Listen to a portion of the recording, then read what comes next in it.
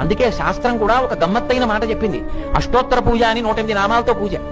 ఏమి ఏ ఋషికి 109వ నామం 106 నామాలు రాయడం రాలేదు, అందరూ 108. ఇటు అష్టోత్తర శతనామావళి 108 నామాలే రాయడం ఎందుకు, లేకపోతే సహస్రం. ఇటు అష్టోత్తర శతనామ పూజ ఏమిటి, 108 నామాలే ఎందుకుంటావు, 103 కానీ 56 కానీ 81 కానీ ఎందుకుంటావు అంటే ఎవరు పుట్టినా 27 నక్షత్రాల్లోనే పుట్టాలి. పుట్టినప్పుడు వారాలు తిథులు కాదు ప్రధానం, నక్షత్రం ప్రధానం. జాతకం దాని మీదే ఆధారపడుతుంది. పుట్టుక చావు రెండింటికి నక్షత్రం ప్రధానం.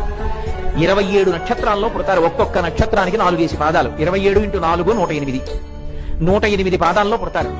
ఈ సమస్త జగత్ జాయతే గచ్చతే ఇది జగత్. కుక్క పుట్టనివ్వండి, పిల్లి పుట్టనివ్వండి, ఆవు పుట్టనివ్వండి, గేది పుట్టనివ్వండి, ఏది పుట్టినా 108 పాదాల్లోనే పుట్టింది. వాడు మన ప్రసాదం తిన్నాడా తినలేదా అన్న దాంతో సంబంధం లేదు. అందరూ బాగుంటారు.